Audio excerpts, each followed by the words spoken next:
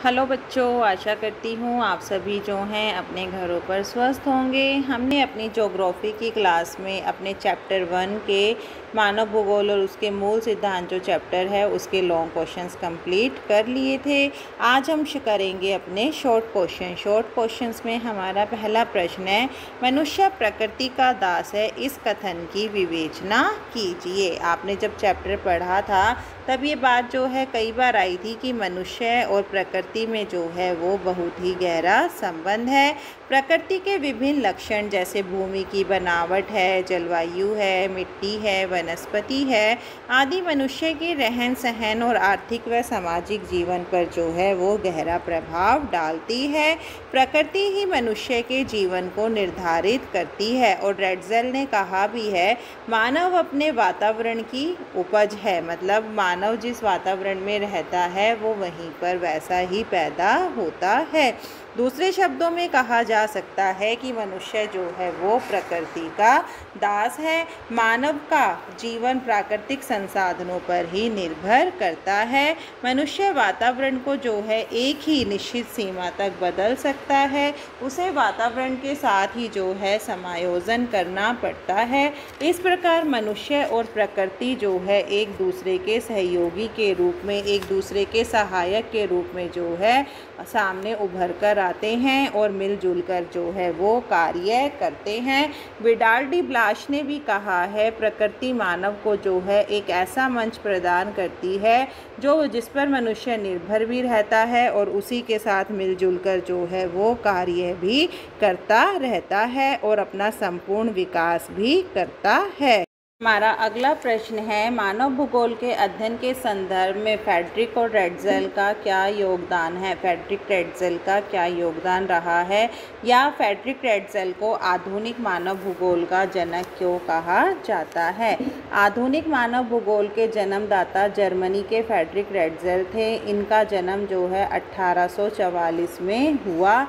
वे अपने ज़माने के जो है विलक्षण भूगोलवेता होने के साथ साथ जो है नृजाति वैज्ञानिक भी थे। मानवीय क्रियाओं के भूगोल के वैज्ञानिक अध्ययन का अंग बनाकर उन्होंने मानव को प्रतिष्ठित करने का महत्वपूर्ण कार्य किया। मतलब उन्होंने भूगोल को विज्ञान का एक अंग बनाया और मनुष्य को जो है एक अच्छा स्वरूप, एक अच्छा रूप प्रदान करने का कार्य किया।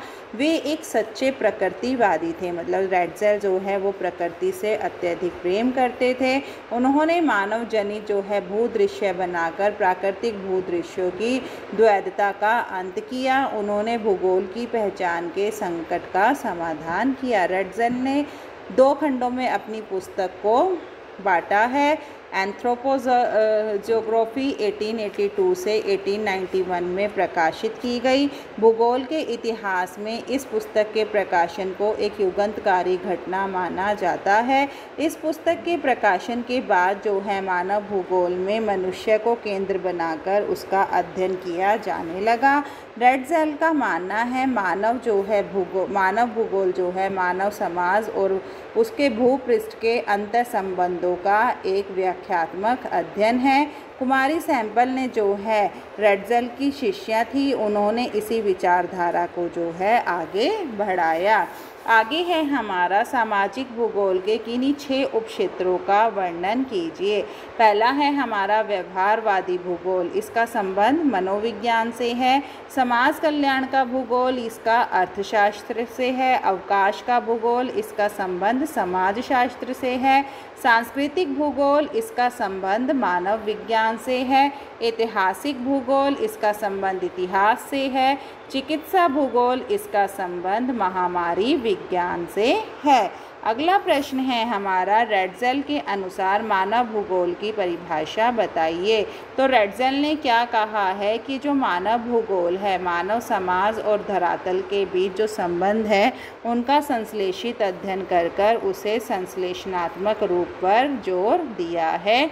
अगला है हमारा, विडाल डी ब्लाश के अनुसार मानव भूगोल की परिभाषा दीजिए। विडाल डी ब्लाश ने क्या कहा है कि जो मानव भूगोल है हमारी पृथ्वी को नियंत्रित नियंत्रित करने वाले भौतिक नियमों पर रहने वाले जीवों के बीच संबंधों के अधिक संश्लेषित ज्ञान उत्पन्न करने की एक संकल्पना है। इस परिभाषा में नई संकल्पना यह है, पृथ्वी और मानव के बीच जो संबंधों का अध्ययन है, भौतिक पर्यावरण के जो तत्व हैं मानवीय पर्यावरण के तत्वों के साथ अन्योन्य क्रिया करते हैं। अगला प्रश्न है हमारा, मानव भूगोल किन 3 संबंधित मूल विषयों का अध्ययन करता है? स्थानिक विश्लेषण, इसमें जो है पृथ्वी पर फैली हुई मानवीय परिघटनाओं के संग्रह और उसका वर्णन करने को जो है वो शामिल किया रखने की बात की गई है और इसका अर्थ है स्थान परिवर्तनशील है। मानवीय पर्यावरण का जो संबंध है, मानव और उसके पर्यावरण के आंतरिक संबंधों का अध्ययन करना है। इस पर्यावरण में जो है प्राकृतिक सामाजिक पर्यावरण दोनों को शामिल किया गया है। प्रादेशिक विश्लेषण, इसमें जो है पहली व मूल वस्तुओं को विशिष्ट प्रदेशों में लिया जाता है। सुविधा के लिए प्रदेशों का जो आकार है छोटा या बड़ा कर लिया जाता है। इसी प्रकार इसमें प्रदेश जो है मुख्य, मध्यम व सूक्ष्म स्तर के हो सकते हैं। अगला प्रश्न है हमारा, ग्रिफ्थ टेलर ने नव निश्चयवाद या अथवा रुको और जाओ निश्चयवाद से आप क्या समझते हैं? ये आपने अपने लॉन्ग क्वेश्चन में भी किया था। ग्रिफ्थ टेलर ने जो है इस बात पर जोर दिया था कि भूगोलवेत्ता का काम एक सलाहकार का है, न कि प्रकृति की योजनाओं की व्याख्या करना है। इसलिए उन्होंने एक नई विचारधारा को प्रस्तुत किया, एक नई विचारधारा को जन्म दिया था। इसे आधुनिक नियतिवाद व वैज्ञानिक नियतिवाद या रुको और जाओ का जो है नाम दिया गया। यह नियतिवाद व साम्यवाद के बीच की विचारधारा है। इसे नियतिवाद व साम्यवाद की संकल्पनाओं के बीच एक समझौते के रूप में प्रस्तुत किया गया है, क्योंकि न तो प्रकृति का विजेता है और न ही प्रकृति का मनुष्य पर पूरा नियंत्रण है। दोनों ही एक दूसरे के साथ कार्य कर संबंध स्थापित करते हैं। प्रकृति का सहयोग और मनुष्य की जो संकल्पना शक्ति है, दोनों ही उन्नति का आधार है। दोनों ही जो है वो एक दूसरे का विकास करती हैं। इस विचारधारा को नवनियतिवाद अथवा रुको और जाओ का निश्चयवाद कहा गया है। अगला प्रश्न है हमारा, मुक्त चाल के परिणाम स्वरूप पर्यावरण को क्या क्या हानियां पहुंचती हैं? जब मानव अपने विकास के लिए प्रकृति का रूपांतरण कर देता है या प्रकृति का रूप बदल देता है तो उसे मुक्त चाल कहते हैं। इसके कारण पर्यावरण पर जो है कई हानिकारक प्रभाव पड़ते हैं। पीछे हटती हिम नदियाँ, ओजोन परत का नुकसान पहुंचाना, भूमंडल का तापमान, निम्नीकृत जो भूमियाँ हैं वो इसी का परिणाम है। हमारा अगला प्रश्न है, मनुष्य और पर्यावरण के किन अंतर संबंधों का अध्ययन जो है मानव भूगोल में किया जाता है? मानव सदा से जो है भौगोलिक अध्ययन केंद्र का बिंदु रहा है। मानव अपनी बुद्धि के बल पर जो है जैविक घटक का सर्वाधिक महत्वपूर्ण अंग है।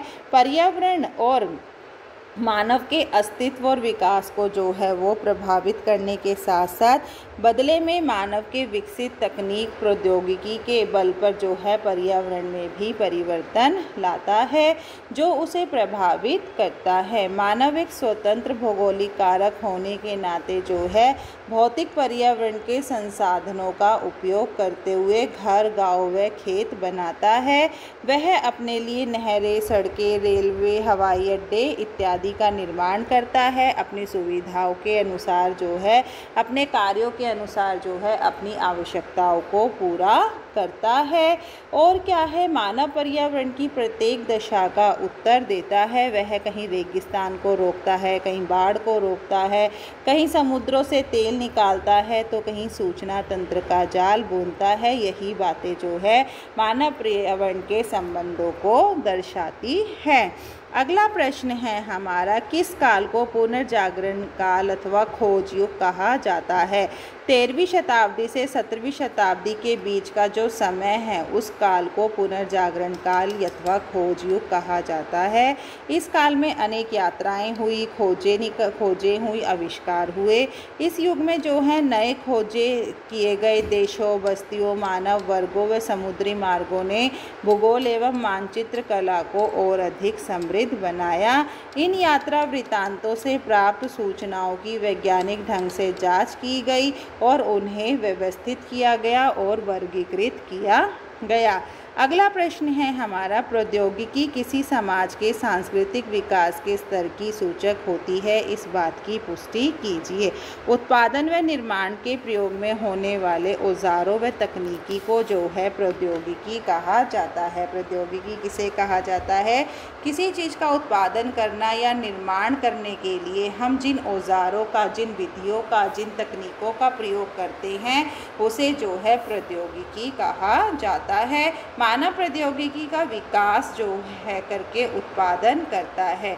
घर्षण व ऊष्मा की संकल्पनाओं ने जो है मानव को अग्नि की खोज में सहायता की। आपने देखा उसने एक चीज़ को, दो पत्थरों को आपस में रगड़कर जो है घर्षण उत्पन्न किया, ऊष्मा उत्पन्न हुई और अग्नि की खोज हो गई। डीएनए और आनुवांशिकी के रहस्य को समझने के लिए हमें अनेक बीमारियों पर विजय पाने के योग्य बनाया। जब से हमने डीएनए की स्टडी शुरू करी है तब से हम अनेक बीमारियों पर नियंत्रण करने में सफल हो सके हैं।